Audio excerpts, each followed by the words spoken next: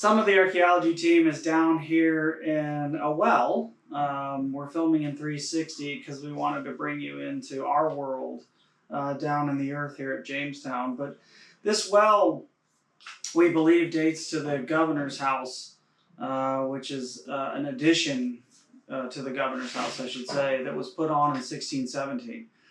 Now, in archaeology, we have suppositions about things when we find them, and then we have to dig them to find that out.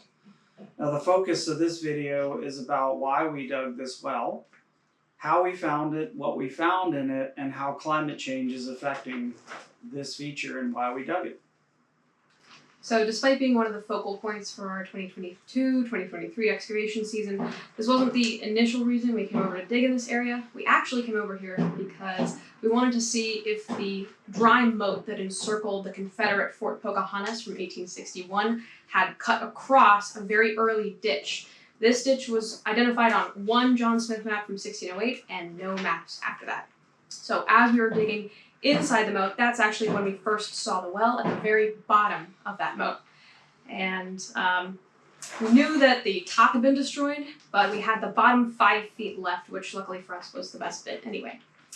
As soon as I saw the bricks, I knew it was going to be a very big deal. We find cool stuff all the time here, but that day is the only day I've ever seen every single member of the organization, no matter where they work or in what department, all flock out to a site at once to see what we had just found. And this is because wells are uniquely incredible for artifact preservation. The other really interesting thing about that day was looking at the reactions of the staff members who had been here since the beginning of the Jamestown Rediscovery project in 1994 or shortly after.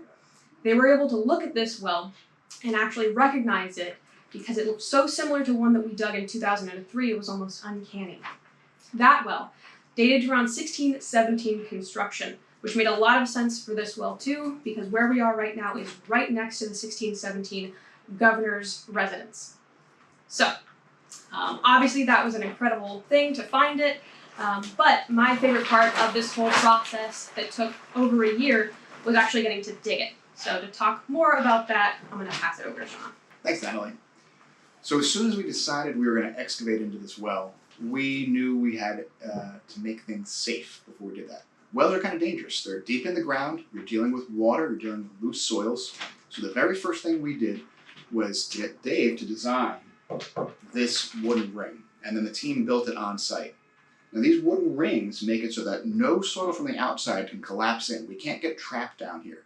And this is very, very important because as stable as soil might seem when you dig down, it's often not very. It can loosen up, it can fall in, particularly when you're dealing with water. So this was the first step into making sure we could get in here and safely look. The second thing we ended up doing was digging down around some of the brickwork, which used to come up to about here. We've removed several courses of brick. And we removed parts of the builder's trench. The idea was we wanted to expose the brickwork around the outside first, see how stable it was, get a sense of how it was built, and then we could start deconstructing all those bricks and removing them so we could access the deeper fill inside the well. Now before we took any of the bricks out, we had Matt Webster from Colonial Williamsburg come and take a look at the bricks. He's an expert, and he said that this construction, although it seemed kind of ramshackle to us at first glance, was actually done by expert hands back in the 17th century. The folks who built this well knew what they were doing, knew how to make it stable, and despite the fact that it didn't look so great, it was really very solid. Now we started deconstructing the well piece by piece, and although these bricks look just like your standard everyday bricks right now, once we cleaned them up, we found they had some unique attributes, like this one right here. This brick was actually left out and got rained on in the 17th century. We've seen several just like this. A lot of the other bricks have impressions from leaves or from animals. We've got a couple that have been stepped on by birds. And we even have some that look like they have handprints or finger marks on them. So we've got an actual tangible connection to the 17th century from these bricks. Once we removed enough to access the interior safely, then we started digging out all the cool artifacts and stuff inside, which Marianne is going to talk about. So like Sean said, after all that preparation, months and months of work, we were finally able to get to the actual target, which was the interior of the well. And it started with dry soils at the top. A lot of it was builder's trench that had washed in during the Civil War while it was open to this level as a moat. And we were able to, at that time, quarter and bisect so that we could get a running profile going down. But very quickly, within a couple of feet, we reached the inundated layers at the water table. And that's where we started to find things beyond the case bottle glass we'd seen up top and the bricks. But we got into pieces of swords. One of them even had an inscription on it. The sword pommels, the sword hilts, pieces of breastplates, some of them still with tassets and buckles still attached. We also started to see an artifact that matched with the other brick well that we dug, a military bill, an exploded gun barrel. Dave and I were working in here one day early on when we just reached the water table, and he reached around and pulled up a full pommel hilt and part of the blade of a sword. And that was one of the most incredible artifacts that we had seen so far from the well. As we reached the water table, then we also started to see the things we were really looking for, the organics, the botanical things that do not survive anywhere else on the site except for in the wells. And when we got to that level, we had to pause for a second, remove some of that brickwork that Sean mentioned. I think we started with 9 courses or so of brick to reach the level where we could safely reach in and move through the soils to try to find the objects. When we're working in here, a lot of it's done by hand. We also will use the spray nozzle on the hose to kind of gently remove the soil around the outside of the objects to pull them up. But in some of the areas, you're finding objects that are so big it's very hard to remove while reaching down. We even found these large stones that we know from working with geologists at the College of William and Mary. They're not local to this area. That's an ongoing research question we have about where they came from. And one of those cobbles was so big that we actually had to remove it with a chain hoist. It's just incredible. One thing we started to see right away in terms of botanicals is seeds, leaves. We had 5 pits or stones for plums. Just that kind of stuff we just never get to see on site. Shoe leather survives at this level. And we even had pieces of wooden cones, all of that material that we started to see that just, like I said, doesn't survive anywhere else. Getting down to the very bottom, we started to see the kind of living surface. So while the well was in use, the things that were dropped in accidentally, and we found pipe bowls dated to the early 17th century, Venetian glass that easily could have been from the household of the governor that's just up the hill from here.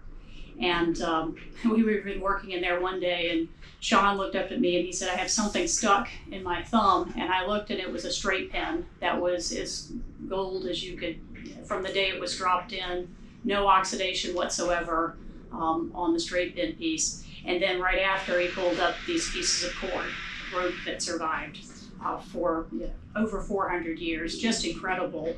And then to cap it all off, one of the last days digging down in the bottom, Dave pulled out one of his dream artifacts. I'll let him talk a bit about that.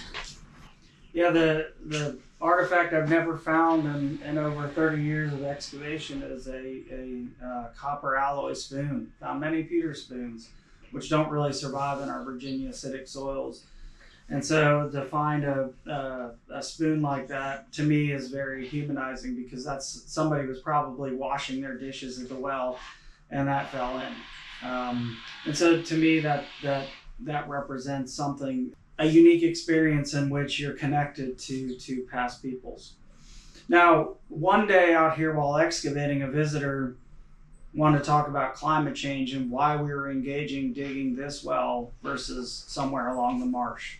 And I think that's why we're filming in here today. Everything that we've talked about, from the excitement of finding it to being safe, the artifacts we found, involve climate change. Now, the bottom of this is well down 12 feet below the ground surface, original ground surface. And the geology of Jamestown Island is such that we have sulfur-rich clay, impermeable clay, down at the bottom of this well. Now, when you introduce salt water to that, which we know is coming into the aquifer, the perched aquifer here at Jamestown, then that mixes with the sulfur, the salt water, and phosphates, and you get hydrogen sulfide.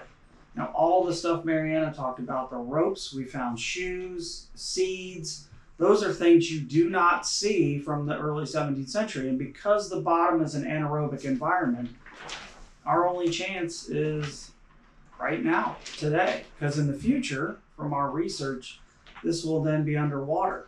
How the safety fits into it is if this water is too high that we can't get down in there, then you may not recover those things. So if we care about Jamestown, we care about early America and the story of how we became us as a nation today, then these, although seemingly minute bits of the story, are critical for us as a project as we go along. And there are many, many wells here throughout Jamestown, and particularly on this property that we know of.